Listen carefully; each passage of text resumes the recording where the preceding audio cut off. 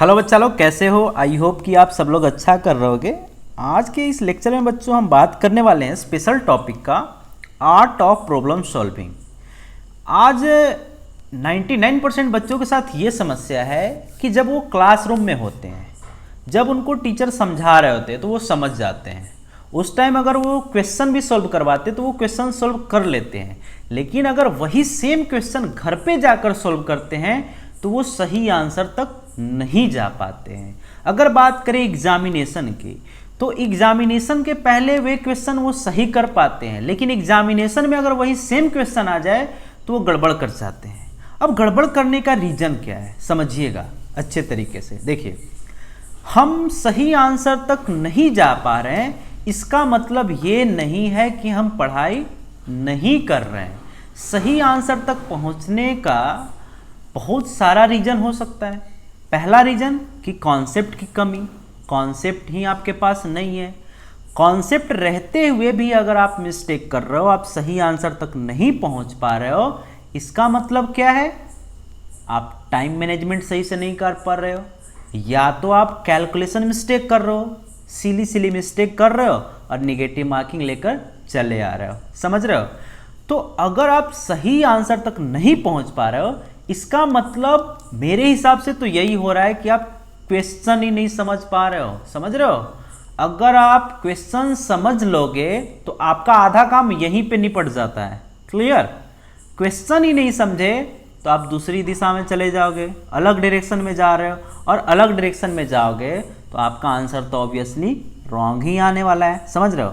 तो आज मैं बच्चों बताने वाला हूं कि आप क्या स्ट्रैटेजी अपनाओ कि आप सही आंसर तक पहुंच जाओ।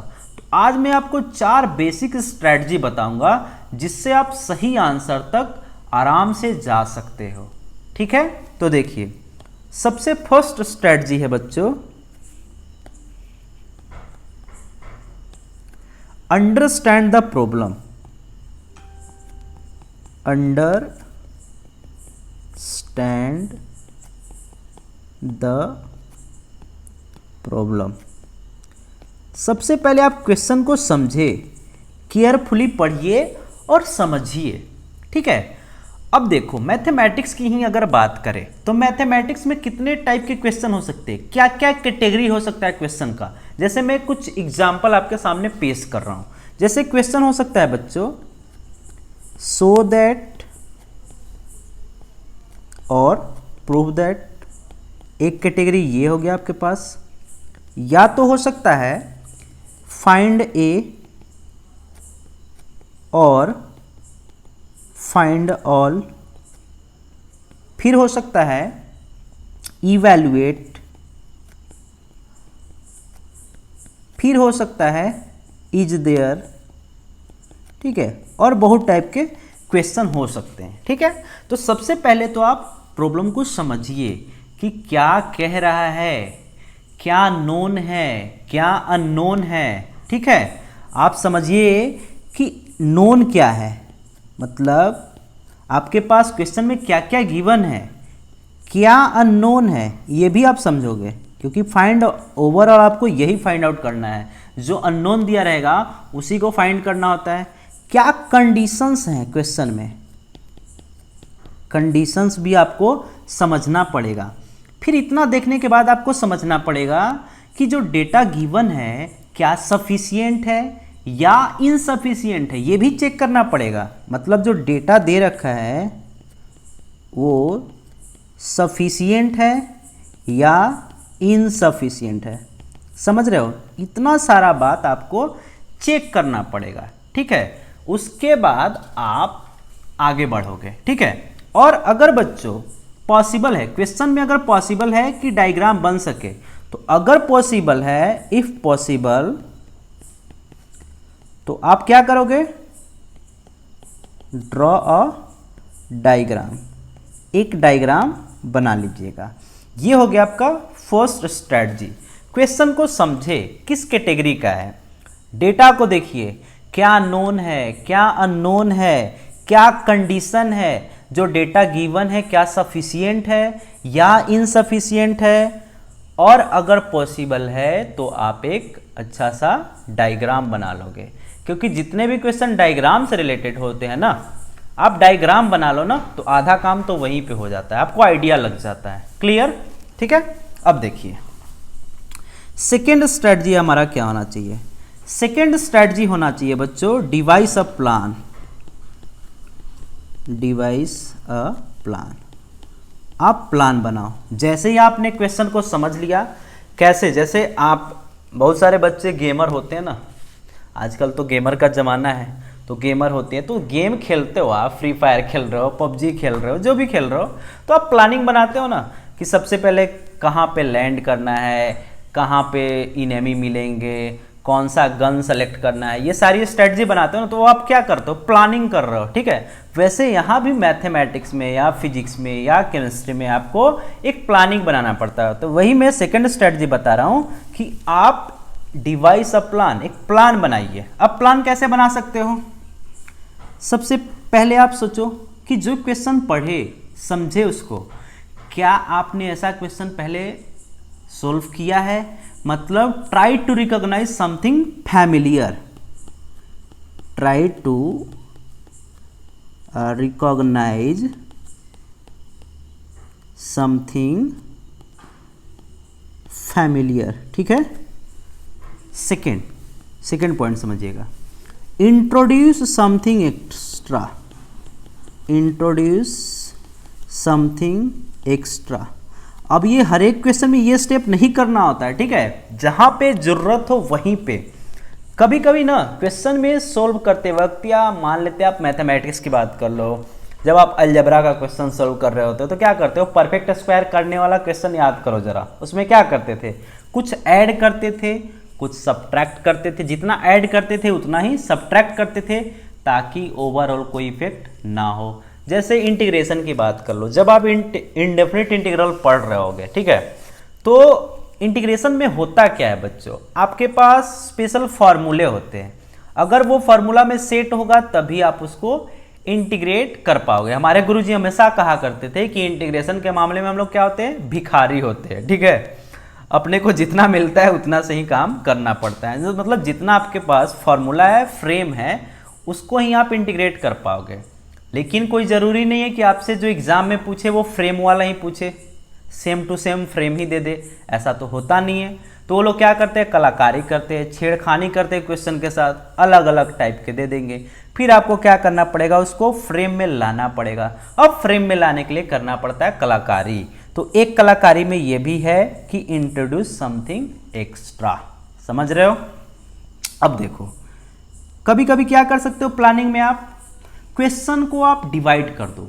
ठीक है, क्वेश्चन को आप डिवाइड कर लो सब प्रॉब्लम में। याद करो, कुछ क्वेश्चन आप ऐसे करते हो ना, केस 1 केस 2 कंडीशन डाल के, तो वही कहना चाह रहा है ये पॉइंट कि डिवाइड इनटू सब प्रॉब्लम। क्वेश्चन को कभी कभी क्या किया जाता है, सब प्रॉब्लम में डिवाइड कर दिया जाता है। समटाइम्स क्या होता है कि क्वेश्चन को मॉडिफाई भी करना पड़ता है, modify the problem. Next point, work backward. Work backward, sometimes क्या होता है ना कि सही आंसर तक जाने के लिए हमको एंड से शुरुआत करना पड़ता है। आपने देखा होगा मैथमेटिक्स के क्वेश्चन में भी, मैं केमिस्ट्री जैसे पढ़ाता हूँ तो केमिस्ट्री में क्या होता है कि जब चेन रिएक्शन आप पढ़ रहे होते हो, कन्वर्जन वाला क्वेश्चन, तो अगर इनिशियल पॉइंट से अपने को आइडिया नहीं मिलता है तो जो फाइनल कंपाउंड रहता है उससे अपन आइडिया लेते हैं। अच्छा, मान लेते फिनॉल बना, अच्छा तो देखेंगे कि फिनॉल किस किस कंपाउंड से बना सकते हैं, मतलब इसके पहले वाला कंपाउंड ये हो सकता है, अब उसके पहले वाला कंपाउंड, मतलब पीछे से आगे जाते हैं। कभी कभी ऐसे अपने को ऐसा करना पड़ता है सही आंसर तक जाने के लिए। ठीक है, फिर क्या प्लानिंग में आप कर सकते हो, use method of contradiction. Use method of contradiction, याद कीजिए 10th क्लास में आप ये बहुत करते हो।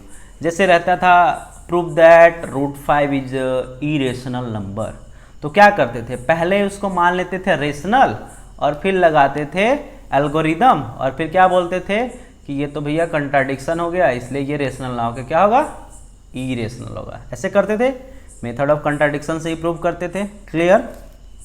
फिर इसके बाद आप क्या कर सकते हो प्लानिंग में, ये क्या हो गया भाई, प्लानिंग में आप कर सकते हो try to find pattern, try to find pattern. आप 2-3 टर्म को देखकर आप आगे का पैटर्न बता सकते हो। जैसे देखिए एरिथमेटिक प्रोग्रेशन आप पढ़ते हो, ज्योमेट्रिकल प्रोग्रेशन पढ़ते हो, हार्मोनिक प्रोग्रेशन पढ़ते हो, तो उसमें क्या करते हैं, नेक्स्ट टर्म आप बता देते हो ना अंदाज से, ठीक है। इसमें आप ज्योमेट्री भी यूज कर सकते हो। क्लियर। अब देखिए ये हो गया हमारा second strategy, device a plan.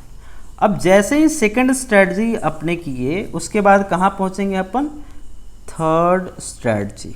अपना जो थर्ड स्ट्रेटजी होगा वो क्या कहता है, carry out the plan, carry out the plan. जो आपने प्लान बनाया उसको आप क्या करो, अब कैरी आउट करो, ठीक है। उसके बाद क्या है, fourth strategy, last but not list. Fourth कहता है कि लुक बैक, लुक बैक। अब देखो इतना कांड करके जो आप क्वेश्चन को सॉल्व कर रहे हो, तो अब क्या करोगे, आप एग्जामिन करोगे, सीरियसली उस सॉल्यूशन को आप करोगे एग्जामिन, कि क्या जो आपने रिजल्ट ऑब्टेन किया है क्या वो सही है। और अगर आपको सेटिस्फैक्शन मिला कि हाँ ये सॉल्यूशन हमारा सही है, तब क्या करोगे, आप उस प्रॉब्लम को अनदर मेथड से सोल्व करने की कोशिश करोगे। मतलब solve the problem by using another method, another method से उसको क्या करोगे, सोल्व करोगे, ठीक है। फिर क्या कीजिएगा, आप उस क्वेश्चन को जनरलाइज कर दोगे एंड फिर से सोल्व करोगे। Generalize the problem and solve it, ठीक है। फिर क्या कीजिएगा, find some similar problem and solve it. Similar problem लीजिए, डेटा चेंज कीजिए, कंडीशन चेंज कीजिए और फिर उसको सॉल्व कीजिए। Find some similar problem and solve it. इतना कर लोगे ना बच्चों, तो फिर दुनिया का कोई क्वेश्चन मिले ना, आप सॉल्व उसको कर दोगे। हाँ, कॉन्सेप्ट याद रहना चाहिए, ठीक है, क्योंकि कॉन्सेप्ट याद रहते हुए भी सही आंसर तक हम नहीं जा पाते हैं। तो कॉन्सेप्ट रहते हुए भी अगर हम सही आंसर तक नहीं जा पाते हैं, मतलब हमारा क्वेश्चन सॉल्व करने का प्रॉपर प्लानिंग नहीं है। कैसे क्वेश्चन पे अटैक करना है ये अपने को पता नहीं है। सब लोग सिखाते हैं कि ये क्वेश्चन कर लो हो जाएगा, लेकिन अपने को उस पर्टिकुलर क्वेश्चन से तो काम बनने वाला है नहीं। सेम क्वेश्चन तो एग्जाम में आ नहीं रहा है, दूसरा क्वेश्चन आएगा। तो आप फोकस करो टाइप ऑफ क्वेश्चन पे, क्वेश्चन की आप कैटेगरी पहचानो, और एक बार आप क्वेश्चन की कैटेगरी पहचान गए ना तो क्रांति हो जाएगी। समझ रहे हो, क्वेश्चन की कैटेगरी पहचानिए, अटैकिंग का तरीका बदलिए। समझ रहे हो, अगर आप अटैक नहीं कर पा रहे क्वेश्चन को, तो आप ये जो मैंने 4 स्ट्रैटेजी बताया, ये 4 स्ट्रैटेजी पे आप काम कीजिए, आपका काम पक्का बन जाएगा। और आप क्वेश्चन जनरेट करो। जिस दिन आप क्वेश्चन जनरेट करना सीख गए ना, उस दिन तो मजा आ जाएगा। क्वेश्चन आप खुद जनरेट करो, उसका सॉल्यूशन खुद लिखो। सर अगर क्लासरूम में 10 क्वेश्चन एक दिन करवाते हैं, तो आप घर पे आके क्या करोगे, वो 10 क्वेश्चन का अगर 10 अलग अलग टाइप का है तो और अच्छी बात है। 10 टाइप का आप क्वेश्चन खुद से जनरेट करो, सिमिलर क्वेश्चन जनरेट करो, फिर उसको सॉल्व करो। और अगर सिमिलर क्वेश्चन जनरेट करने में आप प्रो हो गए, तो क्या करोगे, क्वेश्चन के साथ थोड़ा सा छेड़छाड़ करो, ठीक है, थोड़ा सा तोड़ो मरोड़ो, फिर उसको सॉल्व करो और देखो कितना मजा आता है। आपसे क्वेश्चन, कोई भी क्वेश्चन आपसे जरूर होगा, सॉल्व होगा, ठीक है। इतना करने के बावजूद बच्चों 4 पॉइंट मैं और आपको बताना चाहता हूं, समथिंग एक्स्ट्रा, ये होना बहुत जरूरी है। समथिंग एक्स्ट्रा, तुम स्टार मार्क मार लो, ये होना जरूरी है। देखिए फर्स्ट, ट्रेमडस थ्रस्ट होना चाहिए बच्चों। कौवा कैसे प्यासा होता है गर्मी के दिनों में, वही प्यास होनी चाहिए आपके पास क्वेश्चन के प्रति, ठीक है। सेकेंड, पॉजिटिव थिंकिंग होना चाहिए। क्वेश्चन के लिए आपके पास पॉजिटिव थिंकिंग होना चाहिए। बहुत बच्चे क्या होते हैं कि क्वेश्चन देख के डर जाते हैं, और आप याद रखना ज़िंदगी में हमेशा कि क्वेश्चन अगर देखने में बड़ा लग रहा है ना, मतलब वो आसान है, क्योंकि क्वेश्चन बड़ा होता है ना तो इन्फॉर्मेशन भी ज़्यादा होता है, और क्वेश्चन छोटा होता है ना तो उसमें इन्फॉर्मेशन कम होता है, तो ज़्यादा कठिनाई वहाँ पे होती है। तो कभी भी बड़े बड़े क्वेश्चन देखकर घबराने का नहीं, ठीक है। कहावत है एक, देखे में छोट लगे घाव करे मोट, ठीक है।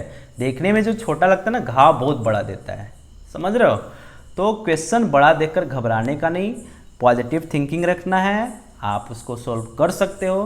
कभी कभी क्या होता है मैथमेटिक्स के प्रॉब्लम में, अगर बहुत ज़्यादा सिंबल यूज हो जाता है, अल्फा बीटा डेल्टा सिग्मा, बहुत सारे बच्चे ये देखकर 50% बच्चे ऐसे छोड़ देते हैं, ये हमसे नहीं होगा, लेकिन ऐसा नहीं होता है, ठीक है। थर्ड पॉइंट समझिए, कंटिन्यूअस हार्डवर्क। ये तो बहुत ज़रूरी है यार, कंटिन्यूअस हार्डवर्क बहुत ज़रूरी है, ठीक है। क्वेश्चन हम एक बार सॉल्व किए, हमसे सही आंसर नहीं हुआ, हम पेन डाउन कर देते, अब हमसे नहीं हो पाएगा, लेकिन ऐसा नहीं करना होता है। आपने एक बार ट्राई किया, चेक करो बीच में कहीं मिस्टेक किया होगा, ठीक है। तो मिस्टेक भी अपन चेक नहीं करते, क्योंकि हम जल्दी में होते हैं, पता नहीं क्या है कि जल्दी होती है अपने को, ठीक है। तो आप कंटिन्यूअस हार्डवर्क करो, एक बार में नहीं होता है फिर से करो, नहीं होता है फिर से करो। कहावत है ना, कैसे कहावत था, रसरी आवत जात ते सिल पर पड़त निशान, करत करत अभ्यास के जड़मती हो तो सुजान, ऐसा कुछ कहावत है ना। कुआं देखो ना, तो कुआं में जब पानी निकालते तो रस्सी से जो घर्षण होते होते पत्थर पे भी निशान हो जाता है। तो ये मैथमेटिक्स या फिजिक्स कौन सी बड़ी चीज़ है। फोर्थ पॉइंट है ग्रेट पेशेंस। ये तो भैया होना चाहिए, अगर पेशेंस आपके पास नहीं है तो फिर आप दुनिया के किसी भी फील्ड में चले जाओ, अब पढ़ाई करो, जॉब करो, कुछ भी करो, बिजनेस करो, आप सफल नहीं हो पाओगे। तो ये वो 4 स्ट्रेटजी के अलावे ये जो 4 पॉइंट है काफ़ी इम्पॉर्टेंट है आपके लिए। कौवे जैसी प्यास होनी चाहिए जो गर्मी के दिनों में जिसको होता है, पॉजिटिव थिंकिंग होना चाहिए, कंटिन्यूअस हार्डवर्क होना चाहिए, ग्रेट पेशेंस होना चाहिए। अगर इतना बात हमारी आप मानते हो और क्वेश्चन पे अपना अप्रोच चेंज करते हो, अटैकिंग जो मोड है आपका, अटैक करने का जो तरीका है उसको बदलते हो, तो आप सही आंसर तक पहुंच ही जाओगे, इसमें कोई दो राय नहीं है। आई होप कि ये वीडियो आपको हेल्प करे, और अगर हेल्प नहीं करता है तो दोबारा देखो, हेल्प ज़रूर करेगा, ठीक है। तो आज के लिए यहाँ तक ही।